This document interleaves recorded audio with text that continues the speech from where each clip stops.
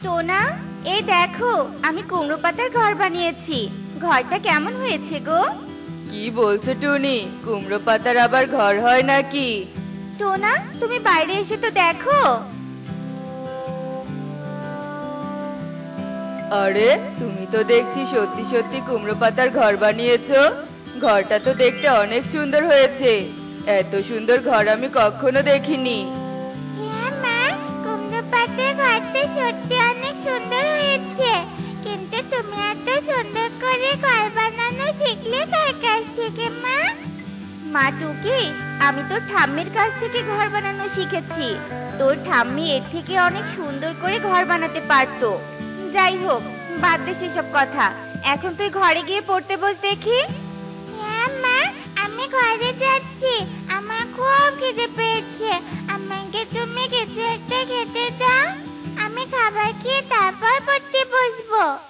আচ্ছা আচ্ছা, ঠিক আছে, আমি তোকে নুডলস রান্না করে দিচ্ছি। এরপর টুনি টুকিকে নুডলস রান্না করে দেয়। আর নুডলস খেয়ে টুকি পড়তে বসে। এভাবেই সেই দিন কেটে যায়। জানিস রে, কালকে না আমার মা একটা কুমড়ো পাতার ঘর বানিয়েছে। কি কুমড়ো পাতার ঘর? আমি তো কখনো কুমড়ো পাতার ঘর দেখিনি। আমার কুমড়ো পাতার ঘর দেখতে খুব ইচ্ছে করছে রে। তোর কুমড়ো পাতার ঘর দেখতে ইচ্ছে করছে? আচ্ছা ঠিক আছে, তুই আমার সাথে আমার বাড়িতে চল, তাহলে তুই কুমড়ো পাতার ঘর দেখতে পাবি। তুই সত্যি বলছিস? তোর বাড়িতে গেলে আমি কুমড়ো পাতার ঘর দেখতে পারবো? হ্যাঁ, আমি সত্যি বলছি। এরপর টুকি ইকরিকে তার বাড়িতে নিয়ে আসে। আর ইকরি টুকির বাড়িতে এসে কুমড়ো পাতার ঘর দেখতে পায়। ও মা, সত্যি তো কুমড়ো পাতার ঘরটা তো অনেক সুন্দর হয়েছে। এখন আমার কথা তোর বিশ্বাস হয়েছে তো? হ্যাঁ টুকি, তোর কথা আমার বিশ্বাস হয়েছে। এখন আমি আসি যে, মা মনে হয় আমার জন্য চিন্তা করছে। তুই এক্ষুনি চলে যেতে চাইছিস? মা তো বাড়িতে নেই। তোর সাথে মায়ের দেখাই তো হলো না। তুই আরেকটু অপেক্ষা কর। না রে টুকি, আমি আর অপেক্ষা করতে পারবো না। আমি আরেকদিন এসে টুনি মাসির সঙ্গে দেখা করবো, কেমন? এরপর ইকরি তার বাড়িতে চলে যায়। আর এভাবেই দুদিন কেটে যায়। আর একদিন সকালে ঈগল আসে টুনির বাড়িতে। টুনি, এই টুনি, বাড়িতে আছিস? একটু বাইরে আয় দেখি। কি হয়েছে ঈগল দাদা? তুমি সকাল সকাল আমার বাড়িতে কেন? আসলে টুনি, আমি তোর কাছে একটা দরকারে এসেছি। আমার মেয়ে বলল তুই নাকি কুমড়ো পাতার ঘর বানিয়েছিস, আর ঘরটা নাকি দেখতে অনেক সুন্দর হয়েছে। কই সেই কুমড়ো পাতার ঘর? আমাকে দেখা দেখি। হ্যাঁ ঈগল দাদা, তুমি ঠিক শুনেছো। ঈগল দাদা, এই যে আমার বানানো কুমড়ো পাতার ঘর। সত্যি কুমড়ো পাতার ঘরটা দেখতে অনেক সুন্দর।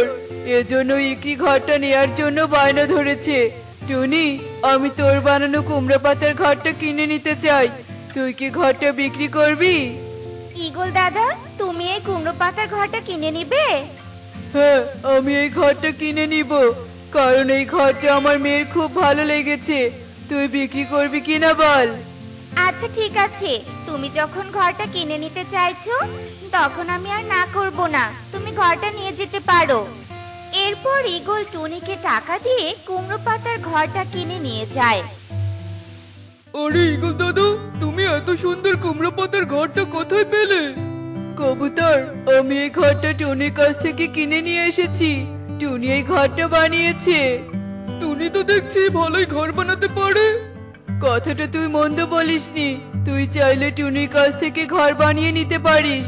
যাই, আমার আবার দেরি হয়ে যাচ্ছে। এ কথা বলে ঈগল সেখান থেকে চলে যায়। আর কবুতর টুনির কাছে যায়। টুনি, আমি তোকে একটা কথা বলতে এসেছি।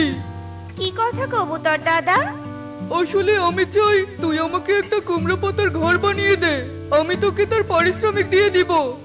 আচ্ছা ঠিক আছে দাদা, আমি তোমাকে কুমড়ো পাতার ঘর বানিয়ে দিব। তুমি কোনো চিন্তা করো না। আচ্ছা ঠিক আছে, তাহলে এখন আমি আসি। এরপর কবুতর সেখান থেকে চলে যায় আর টুনি কবুতরকে কুমড়ো পাতার ঘর বানিয়ে দেয়। ধীরে ধীরে টুনির বানানো কুমড়ো পাতার ঘরের কথা বনে ছড়িয়ে পড়ে আর বনের পাখিরা টুনির কাছ থেকে কুমড়ো পাতার ঘর বানিয়ে নেয়। টুনি, আজকাল তো দেখছি কুমড়ো পাতার ঘর বানিয়ে তুমি অনেক টাকা ইনকাম করছো। এবার মনে হয় আমাদের দুঃখের দিন শেষ হতে চলেছে গো। হ্যাঁ টোনা, আমারও তাই মনে হয়। তুমি চিন্তা করো না টুনি, এখন থেকে আমিও তোমাকে ঘর বানাতে সাহায্য করব। তাহলে তোমার বেশি পরিশ্রম হবে না আর কম সময়ে আমরা অনেক ঘর বানাতে পারবো। আচ্ছা ঠিক আছে টোনা, এখন থেকে তুমি আমাকে সাহায্য করো। টোনা ও টুনি দুজনে কুমড়ো পাতার ঘর বানায়, যার ফলে তারা অল্প সময়ের মধ্যে অনেক ঘর বানিয়ে ফেলে আর তা বিক্রিও করে ফেলে। ধীরে ধীরে তাদের অভাব দূর হতে থাকে। এই টুনি তো দেখছি কুমড়ো পাতার ঘর বানিয়ে দিন দিন ধনী পাখি হয়ে যাচ্ছে।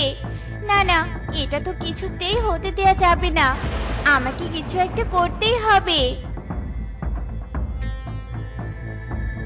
আরে তোতা মনে হয় টুনির বাড়িতে গিয়েছিল, নিশ্চয়ই তোতা টুনিকে ঘর বানাতে দিয়েছে। এই সুযোগটা আমাকে কাজে লাগাতে হবে। টোনা, তোতা দাদা কালকে কুমড়ো পাতার ঘরটা চেয়েছে, তাই আমাদেরকে আজকেই ঘর বানিয়ে রাখতে হবে, যাতে কাল সকালেই তোতা দাদা ঘরটা নিয়ে যেতে পারে। হ্যাঁ টুনি, আমাদের তাড়াতাড়ি ঘরটা বানানো শেষ করতে হবে। এরপর টোনা ও টুনি কুমড়ো পাতার ঘর বানানো শেষ করে আর এভাবেই রাত হয়ে আসে। টোনা ও টুনি কুমড়ো পাতার ঘরটা বাইরে রেখে ঘুমিয়ে পড়ে আর সুখী পায়রা এসে কুমড়ো পাতার ঘরটা ভেঙে দিয়ে যায় আর এভাবেই রাত গড়িয়ে ভোর হয়ে আসে।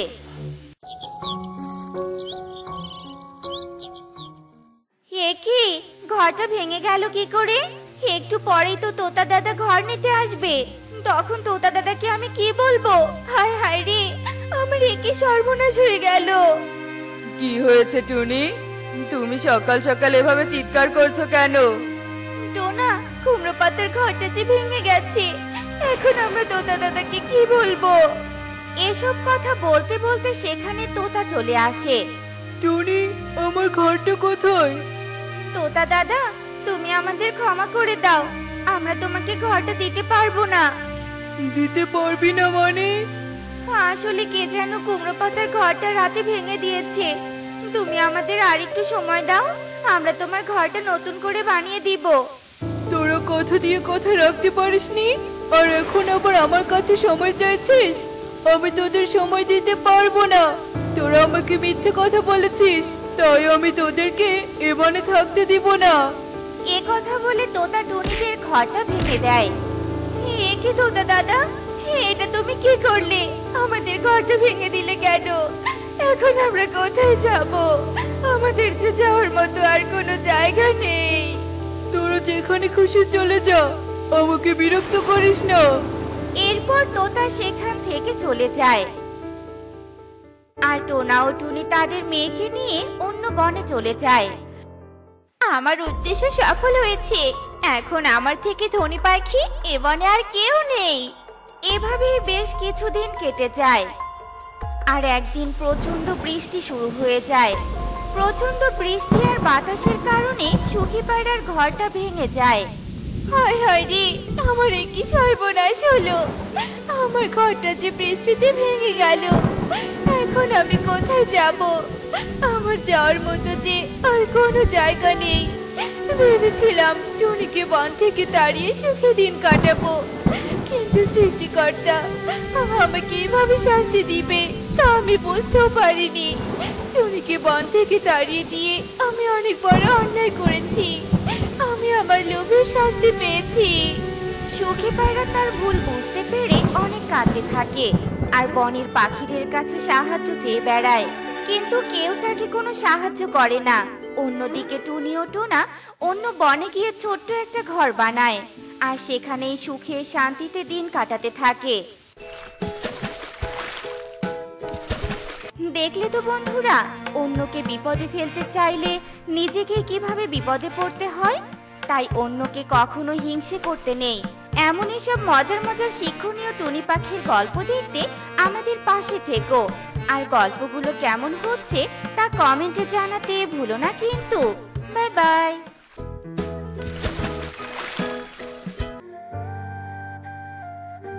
আরে ঈগল দাদা যে, তুমি হঠাৎ আমাদের বাসায়? এসো দাদা, বসো। তা কি মনে করে দাদা? তোমাদের নিমন্ত্রণ দিতে এসেছি কাকুলি। কয়েকদিন পর তো ইকরির জন্মদিন। এবার খুব ধুমধাম করে ইকরির জন্মদিন পালন করব, যাতে আমার মেয়েটা তার মায়ের অভাব বুঝতে না পারে। ইকরি এমনিতে ওর মায়ের অভাব বুঝতে পারছি না ঈগল দাদা। দিদি মারা যাবার পর থেকে তো তুমি মেয়েটাকে কম আদর যত্ন করে বড় করছো না। তুমি তো একাই ইকরির বাবা মায়ের দায়িত্ব পালন করছো। এত সব পরিশ্রম করছি শুধুমাত্র মেয়েটাকে ভালো রাখার জন্য। যাই হোক, আজ সময় কম, অনেকের বাসায় এখনো কাঠ পৌঁছানো বাকি। তোমরা কিন্তু আমার মেয়ের জন্মদিনে অবশ্যই আসবে। আর শোনো, কুহুকেও কিন্তু সাথে নিয়ে আসবে। ইকরি তবে খুব খুশি হবে। ঈগল কালু আর কাকুলি কাককে কাঠ দিয়ে বেরিয়ে যায়। আর ঈগল একে একে বনের সব পাখিদের বাসায় গিয়ে কাঠ দিয়ে নিমন্ত্রণ করে। মা, ও মা, এটা কি গো? এটা কি কোনো বই নাকি খাতা? এটাতে এত সুন্দর ডিজাইন করা কেন বলো তো? আরে পাগলি মেয়ে, এটা হলো নিমন্ত্রণ কার্ড। আর কার্ড দিয়ে ঈগল দাদা আমাদের সবাইকে নিমন্ত্রণ করেছে। কাল ইকরির জন্মদিন, আমরা সবাই কাল ইকরির জন্মদিনের অনুষ্ঠানে যাব। তাই নাকি মা? তবে তো খুব মজা হবে। আমি ইকরির সাথে অনেক মজা করব। হুররে! পাগলি মেয়ে আমার, জন্মদিনের অনুষ্ঠানের কথা শুনেই মহা খুশি। আরে পাগলি, জন্মদিনের অনুষ্ঠানে গেলেই তো হবে না, ইকরিকে তো উপহারও দিতে হবে। চল মা, আগে উপহার কিনতে যাই। টুনি টুকিকে নিয়ে উপহার কিনতে যায়। আর এদিকে ইকরির জন্মদিনের জন্য ঈগল পুরো বাড়ি সাজাতে থাকে। ঝাড়বাতির লাল নীল আলো আর বেলুনে ইকরিদের পুরো বাড়ি সেজে ওঠে। বাবার চাই যাচ্ছি বলতে হবে। আমার মুকুটটা কিন্তু অনেক সুন্দর। এই মুকুটটা পরে আমি তো একদম রাজকন্যার মতো লাগছে। একদম সত্যি কথা বলেছিস ইকরি। সত্যি, তোকে একেবারে রাজকন্যাদের মতো লাগছে। তোদের বাসাটাও সাজানো অনেক সুন্দর হয়েছে। সবই তো বুঝলাম, কিন্তু ইকরি, তুই কি এভাবে আমার সামনে দাঁড়িয়ে থাকবি নাকি বাইরে গিয়ে কেকটাও কাটবি? তুই কেক না কাটলে তো আর আমরা কেকও খেতে পারবো না। থাক, তারার দরকার নেই।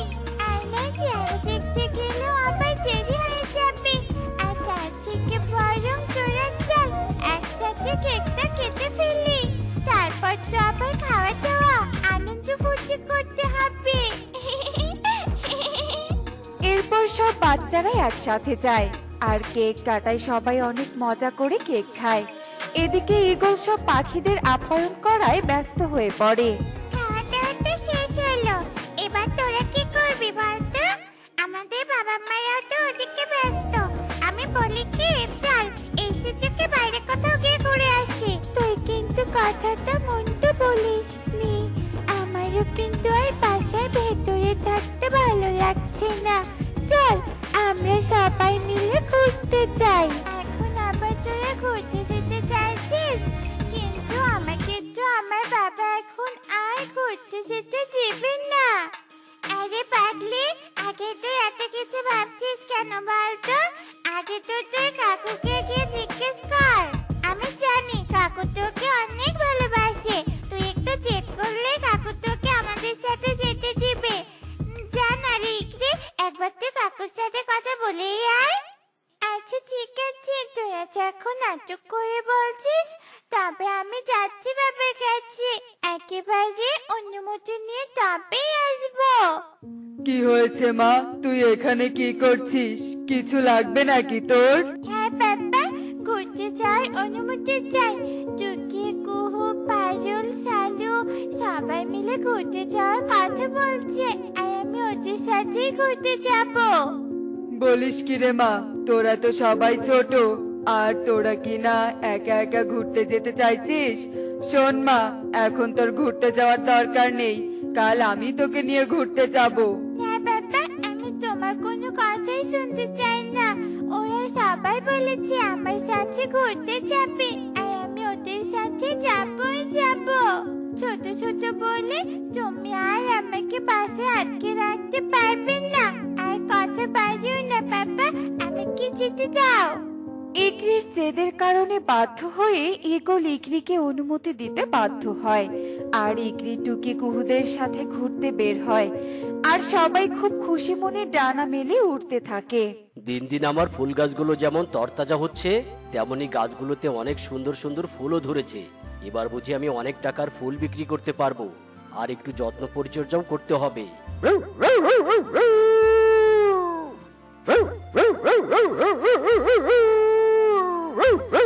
হায় হায়, এই কুকুর আবার কোথা থেকে এলো?